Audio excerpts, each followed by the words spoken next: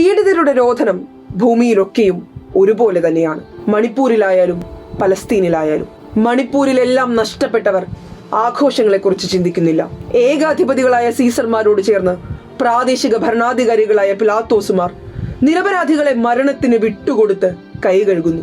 ഇതാണ് ദുഃഖവെള്ളിയാഴ്ച ദീപിക ദിനപത്രം മുഖപ്രസംഗം എഴുതിയത്. സംഘപരിവാറിനെ ഈ വരികൾ ചുട്ടുപൊള്ളിക്കും, തീർച്ച. സുരേഷ് ഗോപിമാരോട്, കെ സുരേന്ദ്രന്മാരോട്, രാജീവ് ചന്ദ്രശേഖരന്മാരോട് ചാനലിന് മുന്നിലുള്ള അഭിനയ ചിരിയല്ല, വേട്ടയാടലിന്റെ വംശീയ വിദ്വേഷത്തിന്റെ യഥാർത്ഥ മുഖം. ഉറ്റവരെ ക്രൂരമായി കൊലപ്പെടുത്തിയവർ നമുക്കിടയിൽ തന്നെയുണ്ടെന്ന് ഈ ദുഃഖവെള്ളിയിൽ അല്ലെങ്കിൽ പിന്നെ നമ്മൾ എപ്പോൾ തിരിച്ചറിയും?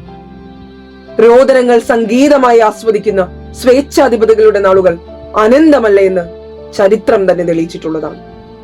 കുരിശിലേറ്റപ്പെട്ടവർ ഉയർത്തെഴുന്നേൽക്കുന്ന ദിനം വിദൂരമല്ല. അവർ നാടിന്റെ നായകരാവുന്നതും.